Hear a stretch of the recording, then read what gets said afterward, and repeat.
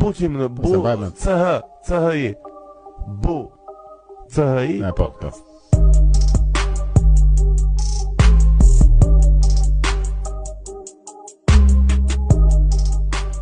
Ngelur trafik njerëz, ka ngelur trafik edhe vendosa që me këtë rast të marr pak kohë të bëj pak reflektim mbi veten, mbi gjërat, mbi aktualitetin, mbi podcastin etj.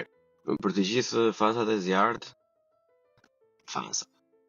fansa për miqt që dëgjojnë, që japin mendimet e tyre, që mendojnë se shpërndajmë diçka që ja vlen.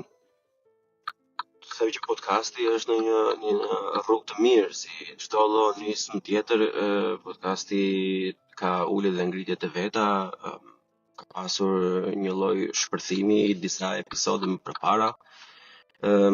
Sidomos për shembull episodi me Enean ose me Andin ose me Joana Diamandin, ka qenë podcaste që kanë ecur në mënyrë komike, pothuajse jashtë çdo lloji pritshmërie, por që normalisht mbas atij mali të vogël të ngritur erdhi dhe rënja, domethënë mbas atyre podcasteve, episodet e radhës në fakt nuk performuan aq mirë. Nuk është se më sjell ndonjë gjë të madhe, se si 1000, si 2000 apo si 100, si 300 përfitimet e mia janë pothuajse njësoj.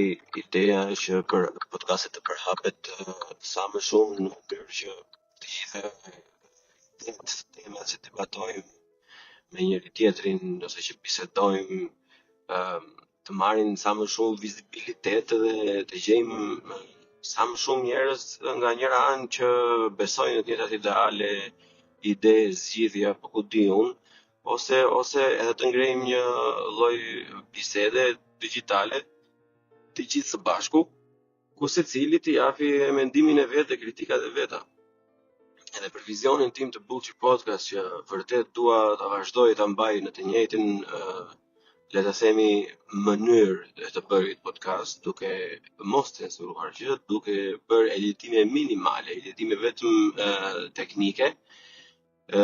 Dua që vërtet të qëndroj në atë vazhdën e platformës, e atij sheshit të fshatit digital, ku gjithë secili mund të vijë nesër pas nesër edhe të diskutojmë të gjithë atë gjën që gjithë secili ka dëshirë për të diskutuar.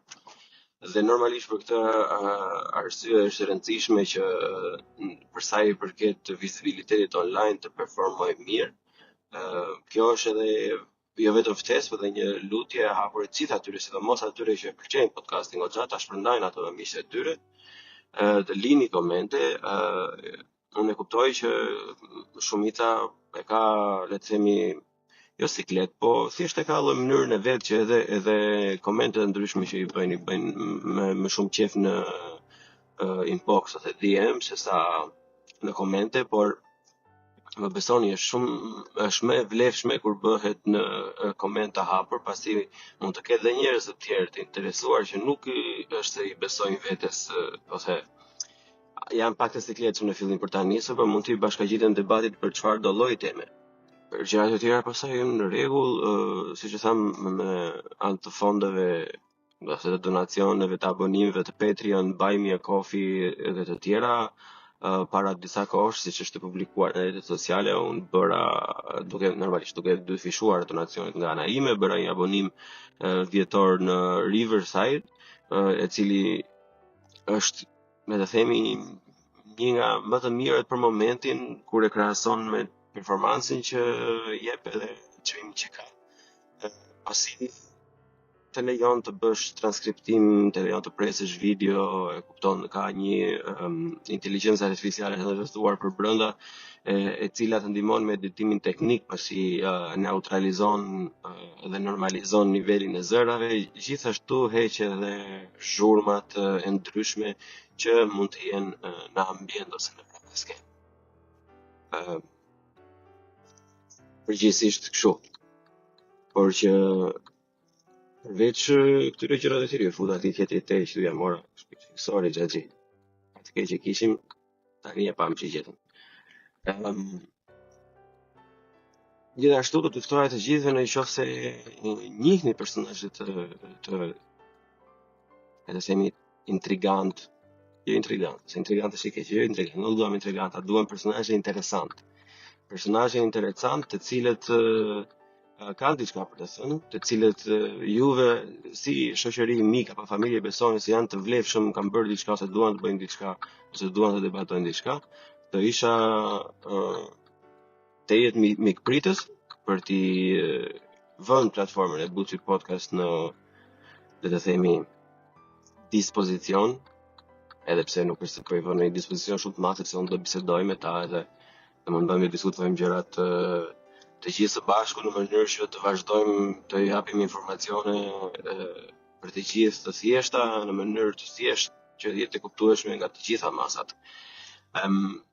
Planet për të ardhmen i kemi shumë të mëdha. Normalisht gjithë secili me të gjithë gjërat që bën vet, pak rëndësika se me çfarë merresh apo çfarë hobi ke, gjithë secili ka plane jashtëzakonisht shumë të mëdha. Dhe dëshira ime është që Buçi Podcast të arrijë një ditë që të jetë podcasti më i mirë shqiptar, dhe në vit të dytë pasaj më i ndjekur shqiptar. Kur flas për podcastin më i ndjekur shqiptar është shumë lehtësisht i matshëm, kështu që nuk kanë nevojë të shpjegohem, po për sa i përket podcasti më i mirë shqiptar, unë referohem faktit që ti qëndroj, le të themi, ideologjisë ose identitetit të Buçi Podcast, sa të kem mundësi të qëndroj besnik, dhe për më tepër ana teknike, për shembull, ana teknike dhe vizuale të jetë top notch, të arrijmë një farë lloj kvaliteti. Këto janë edhe qëllimet me abonimet në Patreon, por edhe me donacionet e ndryshme në Buy Me a Coffee etj. Qëllimi im ekskluziv është që në të ardhmen e afërt, në të njëjtën skemi investuese në podcastin që kam bërë, ku donacionet domethënë dy fishoj nga ana ime, do të blejmë, kam menduar mikrofona më personal, por ajo që duhet jetë e para duhet një kamerë, themi që të jetë vërtet kamerë e mirë, të një farë lloj kvaliteti, e ke parasysh, sepse u bë disa vite që Buçi Podcast është tashmë në treg, edhe me të drejtë të gjithë ndjekësit presin edhe një farë lloj rritje standardi, domethënë me të vetë në tyre. Por që janë gjëra që e ke parasysh kanë kostot e tyre dhe ti bësh vetë të gjitha është e mundshme, por është e mundshme duke sakrifikuar shumë gjëra të tjera. Kështu që unë për momentin nuk jam në atë fazë, kështu që do mundohem që t'i arrij me të njëjtën skemë që kam arritur, ka funksionuar, jam shumë falënderues për të gjitha. Kjo për sa i përket podcastit, por për shefin tuaj për të treguar pak se çfarë bluan në kokën time, pasi në shumë episode edhe biseda me njerëz të pak kam mundësi të them se çfarë mendoj. Personalisht gjërat po shkojnë mirë, shqyrtohet, jemi në punë kemi pasur plot, e kemi ashtu shqyrpunën e kemi të mirë. Kam qelluar njëri me fat, nuk është se kam bërë ndonjë gjë të madhe, kam qelluar njëri me fat që më pëlqen ajo që bëj, dhe bëj me qef, kështu që sado lodhesh kur vete në shtëpi, në fakt është pak më e thjeshtë gjithë që edhe unë di shumë mirë që kjo nuk është realiteti për të gjithë njerëzit, edhe nuk e kam vetëm si këshill, por e kam si lutje më shumë, kam takuar edhe njohur jashtëzakonisht shumë persona fantastik që kanë gjëra shumë të bukura të mëdha në mendje dhe që kanë ngecur në një rutinë që në shumicën e rasteve nuk është për fajin e tyre, se në fundit njeriu keq o vllai do t'i dalë ditës në fund duhet disa gjëra që të mbijetosh, por gjithsesi unë mendoj që për shëndetin tuaj mendor, për të ardhmen tuaj, mbase do ishte e harje të bure, thënë shqip, se unë po mundohem tash që ti them fjalët çik kështu sa më bukur edhe sa më but, po nuk duhet i them fare, duhet i them ashtu siç janë. Duhet gjesh një farë mënyrë të investosh tek vetja plak. Ke parasysh si për do që ata që janë jashtë, si do ata që janë në Shqipëri këtu, dallime kanë me njëra tjetrën, sepse shumë mendojnë që fenomeni në për kafe domethënë për shkak të stresit e ku di unë që vetëm në Shqipëri as pak, një pjesë e madhe e emigrantëve që nuk kanë, le të themi, ndonjë gjë tjetër për të bërë gjatë ditës përveç se punësh, psonisjes, në një gatim, në një larje shklarje dhe hajde mirë pafshim. Po kjo është fatkeqësi. Kjo është fatkeqësi. Është një çik shumë e keqe, shumë e vështirë në fillim të dalësh nga kjo, le të themi, periudha e keqe, pin që më pagoja. Madem kam dalë në orën 4, kam dalë në orën 7 nga shtëpia sot, është ora 9 pa 4. Jam 2 orë rrugës sot, se vjen Zelenski. Të dalë të plasja me gjithë Zelenski. Megjithëse kjo del më vonë. Nga një person që do investonte në veten e në hobin e tij të përfitonte jo vetëm ai person. Sa i është personi parësor që përfiton nga ajo gjë, domethënë do jetë një njerëz generalisht më i shëndetshëm, por do të përfitonin edhe unë. Tjetri, shoqëria, kupton se unë kam gjetur hobin tim, kam një podcast, kam gjërat e tjera që bëj unë, domethënë për hobin tim, okay, po dikush mund të ketë pikturën, dikush mund të ketë muzikën, provoni diçka plak. Provoni diçka, mos i vazhdoni kësaj mendësisë kanceroze që po nuk jam unë kështu për këtë, jo po çfarë do thonë të tjerët, jo po turpe, do thonë ja u bë ky, do flasi ky. Një gjë kanë thënë për podcastin në fillim, ç'është duhet të bëri dhe u bërë ti do flasë. Ti s'di asnjë që podcasti atë ka funksionin në parë. Funksioni i parë i podcastit është që më mëson mua. Njerëzit që marrin podcastet dhe që bisedoj me ta janë mësues, falas për mua, për shumë gjëra, domethënë. Edhe të tjerë për debate, shokë, miqë, etj. Po gjithë kohës ke diçka për të mësuar. E para fare gjetja e një hobi domethënë është shumë diçka personale dhe e shëndetit vetjak, po që më e rëndësishme është nëse nuk pëlqen puna, edhe nëse puna jote e ëndrave nuk është në një dëgjon, nëse tani je kamariere do të bësh astronaut, duhet edhe një çik ta, le të themi, ta llogarisësh mirë se çfarë do të thotë bësh astronaut dhe çfarë të duhet për atë. Është e mundshme. Sot kësaj dite kam pasur njerëz, domethënë pafund, që kanë bërë çuditëra nga më të mëdha në botë, nga degët më të vështira që të gjithë mendonin se duhet kjo apo duhet ajo, domethënë, edhe prapë kanë dalë. Nuk është se është e bëshme, patjetër është e bëshme. Ideja është që volumi që vjen me kërkesa të ndryshme ka një farë lloj peshe, domethënë që nuk përballohet aq thjesht, sidomos në qoftë se nuk je gjendesh në një periudhë të mirë për jetën tënde, domethënë, dhe nuk të dalin lekët aty. Lekët nuk të dalin. Do të vesh në një kafe në një gjë nuk të dalin. Do të bësh një organizim nuk të dalin. Do të blesh një para atleta të bukura nuk të dalin. Këto janë halle, pavarësisht se nuk flet me njerëz, se të gjithë janë menduar unë do marr do klasin, do të shkojmë kozakun në filanin e fistekun, edhe të gjithë thuan apo unë me galluks, buk nuk do ha, po çan të nguti ta blej, ose s'ati. Ideja është që me ai sa ka njeriu, kupton, të ketë një farë lloj mirëqenie në bazë të fondeve që ka. Po çfarë është mosha e re, pastaj unë e kam brengë dhe përmend gjithmonë që i lutem mos i bëni bisht punës, e kupton, nëse nuk jeni të kënaqur me X apo filan punë, domethënë, okay, në rregull, e kuptoj që nuk paguajnë mirë dhe ju duhen më shumë lekë për të mbijetuar, por më besoni që është prapë më mirë se sa 0 lekë, kështu që çfarë lloj mundësie të jepet merreni, nëse keni mundësi, kapacitet kohor, shëndetësor, domethënë edhe mendor, merrni edhe një punë të dytë, e kupton, të mëson, it humble, të bën në një lloj mënyre, domethënë, që ti thrasësh mendjes vërtet. Edhe të motivon në një mënyrë, domethënë, shumë kështu si në përprava, domethënë që është ai heroi që kalon diçka shumë keq, edhe kur kalon gjithë vështirësitë, domethënë ka një farë lloj motivimi që njerëzit që ka pasur mirë gjithkohës i mungon. Po mos shikoni makinat që dalin rrugë etj. Nuk kanë asnjë lloj kuptimi ato, janë boshe, thjesht. Se unë e kam vënë edhe një pjesë të mirë të personazhe të ndryshëm, domethënë që kanë nisur gjëra relativisht krahasimisht me këto që bëj unë apo me të tjerë apo me shokët e mi, edhe nuk i kanë dështuar me fakt fjalë, edhe prapë atë fasadën e tyre mbajnë sikur janë pika e lotit, e kupton. juve nuk e dini historinë e njerëzit, kështu që mos u intimidoni nga njerëzit e tjerë se sa bukur ja kanë lënë ata dhe se çfarë fotosh ata nxjerrin në social media, ju keni jetën tuaj, keni ato qëllimet tuaja për jetën, kemi parasysh janë boshe.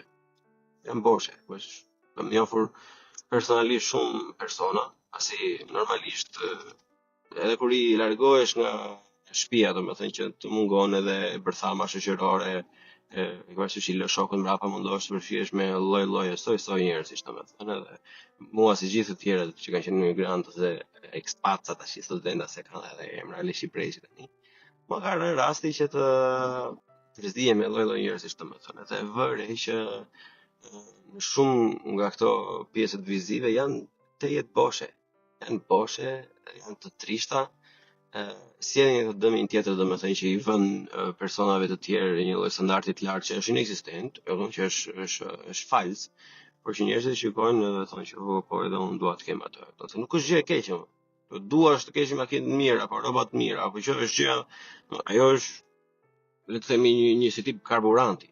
Parasysh ajo është një motivim për ty. Njëri ka familjen, tjetri ka çantën Gucci, tjetri ka makinën, tjetri dëgjon pushimin në Bora Bora, apo nuk ka rëndësi fare. Secili ka motivimin e tij, domethënë, dhe kjo është diçka shumë e mirë. Ajo çka nuk është e mirë është që kur nuk i ke resurset, të sakrifikosh gjërat e tua bazike, të sakrifikosh investimin në veten tënde, shkollimin, në ndërtimin e mëtejshëm për diçka të çastit, e kupton se duhet, se ndryshe nuk nuk hapen goca, apo ndryshe është ajo tjetra më e bukur se normalisht unë flas shumë për gocat se nëse juve nuk e dini, nuk jam një gocë. E prek shumë meshkuj kjo, mendoj unë, por jo gjithmonë ajo që mendoj unë është saktë, sepse bëm aki që unë thjesht nuk kam më shumë informacione, nuk mund t'i kuptoj aq mirë se ç'është ndodhur. Mamën e thashë një gjë te vajzat. Është një problem jashtëzakonisht shumë i madh. Shqipëria është në një periudhë jashtëzakonisht shumë të keqe për momentin për sa i përket është një krizë shumë të madhe identitare, domethënë njerëzit nuk e dinë kush janë, nuk e dinë çfarë duan, nuk e dinë çfarë duan të bëjnë në të ardhmen etj. Domethënë kjo është një nga gjërat më të këqija që mund ndodhen në shoqëri, pasi të lë në vend numero. Kjo është nëse ti përfshihesh me gjëra më të mëdha se vetja gjatë gjithë kohës, duhet të përfshihesh me gjëra më të mëdha se vetja. Kur përfshihesh gjatë gjithë kohës, për shembull, humb fillin, nuk e dim se çfarë është çfarë, nuk e di se çfarë është e mirë për ty, çfarë është e keqe. Është le të themi si tip opiumi që ty literalisht nuk të lë të bësh asnjë gjë, domethënë, sepse ti ke 200 lloj gjëra në mendje dhe i haron ato nevojat tua aktuale që ke në moment, domethënë, është shumë e frikshme. Nuk do të them në Shqipëri, ndodh kudo, kupton, po mos nuk është më intereson shumë për vendet e tjera. Prandaj e specifikoj për Shqipërinë, domethënë se kjo është ajo gjëja që na prek më shumë dhe aty duam të shikojmë përmirësime më të mira, më të forta, më të shpejta etj. Por që është e vështirë, unë ja shaj hallën gjithë secilit, domethënë e di se kur diskutojmë tema të ndryshe dhe japim zgjidhje ose çfarë mendojmë ne se janë zgjidhje, shumë persona mendojnë, po blom për çfarë di ti jam rregull, ke punën, ke këtë, ke atë. E para fare domethënë mos i binim qaf jo bloni në rast, bloni binim qaf, po mos i binim qaf miqve tuaj, mos i binim qaf familjarëve tuaj që janë në emigrim, që ti thoni jo po ti e ke Terezisë në kështu, gjithë secili ka hallet e veta. Jam i bindur që juve nëse do i dëgjoni hallet e atyre do harroni hallet tuaja, përse se gjithë secili, çdo njeri që shikoni në rrugë e ka një problem, e ka një hall, e kupton? Nuk është e drejtë thuash ti ke ikur edhe pse bën këtë, nuk e ikur pse bën atë. Një njeri që merret akoma me Shqipërinë, edhe pse jeton larg, e kupton, është vlerë e shtuar, është flori. Sepse mund të ishte vizën komplet, domethënë, edhe prap nuk e ka bër. Nuk përfiton asgjë. Asnjë nuk përfiton një njeri që merret me Shqipërinë. Kur dal unë që flas të bëjmë atë, asnjë nuk përfitoj. Kur krijuam hashtagun dua të votoj 2025, asnjë nuk përfituam, as Arilas, Arbia Salbioni, Asariania, asnjëri nga ata nuk përfiton asnjë lloj gjëje. Domethënë besojnë, i mbajnë gjallë, besojnë. Këta njerëz besojnë se diçka është e mirë për të bërë. Në një podcast përpara, po me çunat e diasporës për Shqipërinë e lirë, për lumin e ishmit, nëse e keni dëgjuar, kemi folur pra. Këtë duhet të bësh atë që mendon se është e mirë. kupton? Edhe në qoftë se ti e ke gabim, por mendon se diçka është e mirë dhe vërtet fundamentalisht të beson, është okay. Është okay, kupton? Problemi është kur bën gjëra që nuk i beson se është e mirë, i bën për një arsye X apo Y, domethënë kjo është e keqe, kupton, sepse në rastin se bën gjëra që nuk janë të mira, ose nuk janë më e mira, edhe nuk ka asnjë lloj arsye, është domethënë të vret në mënyrë vetjake para fare se çfarë bën me veten tënde, pse je duke bërë një gjë që s'është e mirë, kur e di që s'është e mirë. Po, krijon edhe në shoqëri, në familje, e ke parasysh janë të komplikuara këto gjëra, domethënë. Ta vrasësh mendjen për to të dalin edhe thinjë, nuk ka kohë që secili të merret me këto lloj gjërash, por që besoni në diçka, gjeni gjën tuaj që ju, le të themi, jep energji, gjën tuaj që ju ngarkon. Duhet që gjithë secili të ketë diçka që i jep energji, që i jep një ndjesi të mirë, që i mundëson atij të jetojë këndshëm, ose të paktën edhe në qoftë se ke 101 halle, domethënë të japi mundësinë, domethënë që të jesh i kënaqur nga ana mendore, vetjake me veten, të paktën edhe pse nuk të ecin gjëra, ta dish që shiko se unë po bëj më të mirën e mundshme, kupton? Po është e vështirë, unë e varej se politikë tash nuk e di se si çfarë njerëz kemi në krye, domethënë dhe si ata që ndrojnë me njëri tjetrin, çfarë bëjnë, çfarë s'bëjnë, si e shohin të ardhmen e njerëzve, korrupsione pafund, po ma qëndrojnë, bajnë karrige fort, domethënë nuk ka vullnet mjaftueshëm për të nxjerrë. Po, edhe pse provat janë të mëdha me sa duket, domethënë skandale që s'është parë ndonjëherë në historinë e Evropës. Ne vazhdojmë akoma, domethënë që njerëzit rrinë për shtëpia, janë ata njerëzit që i dalin në një puthë duar gjatë zgjedhjeve, domethënë, edhe pse e shikojnë tani që vjen duke marrë shpirtin, literalisht marrë shpirtin. Se taksat janë shpirti që e mban një qeveri me këmbë. Prap nuk e kanë vullnetin e vllatit thoshin që dalë vlla se diku duhet të mbaroj kjo gjë. Nuk e di. Unë nuk e di se çfarë problemi ka individi që nuk del. Kupton?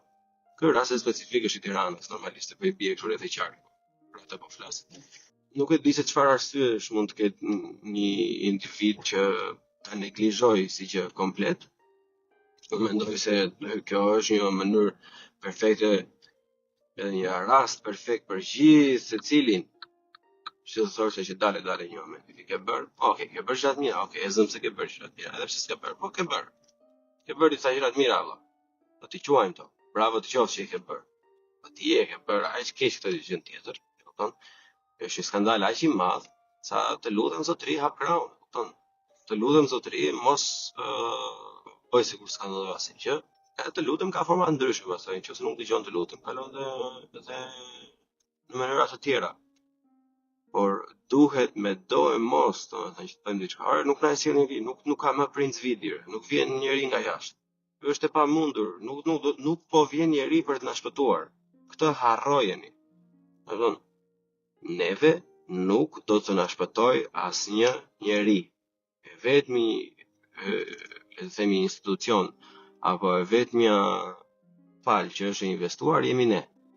Kupton? Dhe nëse ne nuk bëjmë asnjë gjë për veten, askush s'ka për të bërë asnjë gjë. Nëse se duam ne veten, ç'pun ka filani apo fistaku të mendohet tash se u bë Shqipëria s'u bë Shqipëria, po Bashkimi Evropian e mbron ramën e këtu. Po është zotëri, ata kanë interesa e tyre politike, tani të bëhen edhe arbitri atje. Se bëjmë ne arbitri? Shpëtje shumë e thjeshtë në fakt, por që pyetja që pyetjen e ka pothuajse të pamundur ose të vështirë. Pse neve, që kemi vendin ton, nuk kemi të investuar mjaftueshëm, kupton, që ta bëjmë ne arbitrin. Kupton? Pse nuk ka mjaftueshëm figura të reja? Thonë ju ka. Okej, ka. Nëse ka mjaftueshëm figura të reja, si ka mundësi vëllai dashur që nuk janë aq shumë të fuqishme? Si ka mundësi që një pjesë e madhe të të rinjve të opozitës akoma i lëpihen qenëve të vjetër që i kanë vishtin akoma për tjetër, edhe pse janë me një këmbë në grop, domethënë. Prap çdo herë mundohen se si të glaberojnë, të marrin, të shqyen, të zhvasin etj. Tani çfarë të rinj janë këta kur ti nuk sjell asnjë lloj gjëje. Duhet të zgjohemi si popull komplet. Duhet të mbajmë përgjegjësi vetjake. Duke filluar nga Bleoni që iku, që u largua, e kupton? Të di. Pasi mund të kishte një mënyrë tjetër për ta bërë gjën më të mirë. Nuk e di se si do kishin nesër gjërat, po të kisha qenë në Shqipëri, mbase do ishin qenë super fare, mbase do isha bërë un politikan, ose mbase un nuk do i kisha asnjë lloj mjeti edhe resursi në dorën time apo kohën apo ku dëgjon dijen etj. Që të bëj këto që bëj tani. E kupton? Të bëj ato video që bëj tani, të nxjerr një farë lloj debati që nxjerr tani domo. Mund të shkojnë nga të gjitha anët. Po fakti është ky që jemi, ne këta jemi. Si ti si unë, këta jemi. Nuk na ndron dot njëri. E çfarë mundon që të na ndrojnë. Lloj nga çdo cili botës, domethënë ne këta jemi. Edhe nëse në mëngjes kur lava më të sheh veten në pasyrë thua që unë vërtet nuk më pëlqen PD-ja për shkak po e sëlla, apo ku dëgjon, nuk më pëlqen filani apo fisteku që del atje, po kjo kauza ja vlen o plak. Ke parasysh kjo kauza vërtet sjell diçka për gjithë secilin. Kështu që hajt, me që kjo kauza përgjithsisht ja vlen, mendoj të shkoj, domethënë. Mendoj të shkoj të po plotësua kjo kauza, unë vazhdoj rrugën time, ata rrugën e tyre, domethënë, nuk të çron njëri as ti votosh, as ti ti fërkosh shpatullat për çdo lloj gjëje që ta thon as fakt. Ti bëj punën tënde. Gjithë secili nga ne ka atë mënyrën e vet menduarit të gjërave, edhe nuk duhet të fokusohemi gjithkohë se çfarë na ndan ne. Çfarë ndan filani me fistekun. Çfarë ndan këtë politik me atë politik. Po sigur neve të ndryshojmë komplet mënyrën e mendimit dhe të themi, how about çfarë na bashkon? Domethënë, si shkoj të partitë e vogla, Bolsonaro më kanë stresuar në një mënyrë, domethënë që nuk as vet nuk arrit të shpjegoj dot më, por ai shumë më ka mërzitur. Tani partitë e vogla, jo po këta e bëjnë ashtu, jo po ky është ai, jo po ky bën këtë, ky bën atë. Ore zotëri, a jeni partitë e vogla? A doni të vini në pushtet? A doni të nxjerrni këto parazitët e vjetër jashtë loje? A sillni ju një platformë të mirë? A doni të votoni emigrantët? Apo a doni të bëhet kjo kështu apo ajo ashtu? Pse nuk bëheni bashkë më zotëri? Keni dallime ideologjike? Po martir për dallime ideologjike, pastaj aty qofshi edhe kur mos u bëfshi mëdhej. Në qoftë se nuk e keni kapacitetin njerëzor politik për të bërë kompromise aty ku duhet dhe për të qëndruar i fortë aty ku duhet, atëherë bie që të vazhdoni. Vazhdoni në të njëjtin model që keni vazhduar deri më sot, edhe nuk do keni asnjë lloj gjëje përfitim. Se bota kështu funksionon. Nuk i duron njëri, domethënë që ju vetëm do bëjmë atë, ne domethënë, edhe kur vjen koha as nuk bëni kompromise, as nuk ndihmoni edhe të tjerë që të bëjnë njëjtën gjë. Domethënë, nuk mjafton më të thuash jo po kur dolën ata në protest, unë i mbështeta. Nuk mjafton më, zotërinj të dashur. Kjo nuk mjafton. Nuk mjafton që vetëm të dalësh protest për të Eldi Bushi. Sot e kësaj dite gjithë secili duhet të bashkohet, ulur tavolin, ndajni gjëra, do bëjmë këtë. Për 4 muaj do protestojmë vetëm për këtë lloj gjëje dhe për 4 muaj ne do bëjmë, do shtiremi sikur nuk kemi asnjë lloj ndryshimi me njëri tjetrin. Kjo është rruga. Çdo lloj mënyre tjetër nuk funksionon. Nuk funksionon, është e pamundur. Është literalisht e pamundur. Thuprat e Skënderbeut, miq të dashur, thuprat e Skënderbeut. Qofse nuk bëheni bashkë, nuk keni asnjë lloj modeli të mundshëm. Se është forcuar, thoni ju, është forcuar, është bërë kështu, është bërë ashtu, ka marrë këtë, ka marrë atë, ka marrë këtë pushtet, ka marrë atë pushtet. Edhe ju me këto gjërat e tuaja pastaj si i bie. Të bëheni martirët. Po që ai që nga ky kuçetra e madhe që ka kollaboruar çdo gjë, juve me veten tuaj vetëm. Atëherë, e kupton, tek pull doja dilni që e ke parasysh të mundni koçetrën. Po jo. Ju duhet e bia e hënës dhe e diellit, si e ka ajo që ndihmoi atë për kuçetrën. Edhe bia e hënës dhe e diellit është njëri tjetri, e kupton? Në qoftë se ju nuk keni kapacitet të shihni më tej ndryshimeve që keni me njëri tjetrin, të dashur miq, nuk meritoni të jeni në pushtet. Nuk meritoni. Jeni të dobët. E unë nuk jam, as nuk besoj të faktit që edhe me partitë e mëdha që këto gjërat e tjera. Edhe pa vëdënëre, nesër. A më afton ta hedhësh atë tjetrin nga froni. Do të bësh edhe po dën të bësh. Le të thonë njerëzit, po ja u bë dhe ky me këta. Jo, më jo fare. Thjesht ju bëhet puna më e vështirë aty se kur po futën koalicion me një tjetër që ju ndan ca gjëra më shumë, atëherë duhet ta shtrëngoni bythën mirë, kur i thon.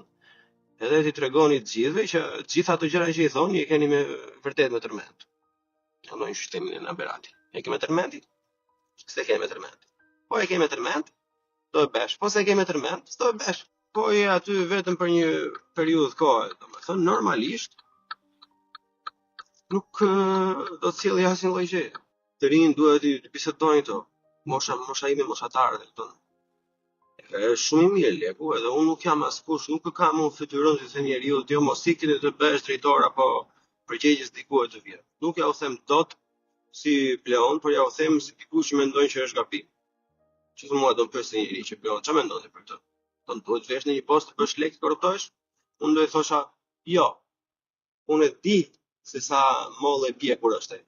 E di shumë mirë unë se sa e shishme duket ajo molla, edhe sa e vështirë është të rezistosh tonë. E di, sidomos kur s'ke pasur asnjëherë mundësi që tjetër. Sidomos kur e di që nëse se bën ti do ta bëj dikush tjetër. E di edhe këtë. E di kur ke nevoja, ku ke një fëmijë, do të nisësh një shtëpi, e di shumë mirë. Po ndryshimi i mirë, zakonisht për çdo lloj gjëje vjen nga sakrifica, mislim. Secili sakrifikon diçka, se në kthehemi prapë tek rastimi mes atyre që kanë ikur dhe atyre që kanë ndajmë. Si thonë, po ti je në rregull, ti i kanë dhe çfarë sakrifiki, ku do ti të sakrifikosh, ti nuk sakrifikon asnjë gjë. Po plako, po e kupton se çfarë ke sakrifikuar kur dëgjon ai këngë të Vaçezelës për Arbërin. Dëgjova një herë pa dashje kisha në playlist, nuk e di, si më doli aty. Ja ka futur një të qarje vllai dashur, motri dashur.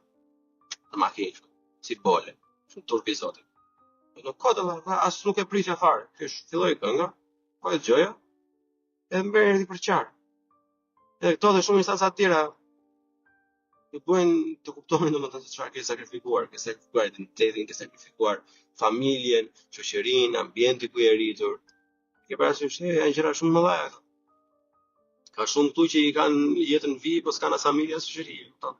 Depresion, drog, alkool, substanca. Është gjithë secili ka sakrificën e tij. Gjithë secili ka sakrificën e tij. Ndaj unë mundohemi gjithë secili domethënë të them që me aq sa ke bëje, provoje. Edhe po dështove provoje. Nuk intereson njeriu, kupton? Se ne edhe shqiptarë marrin vetëm shumë seriozisht, jo po bëra ndaj kush e çfarë do thon çfarë do bën. Plako, ju tunon metër mos nuk po shikojnë gjithë njerëzit të ty. Nuk e aq e rëndësishme. Asun. Po drejtohem ty që t'jon, po që shikon, po asun nuk jam aq i rëndësishëm.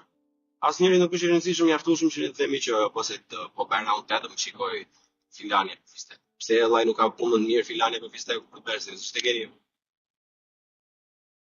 Jo, mish të dashur.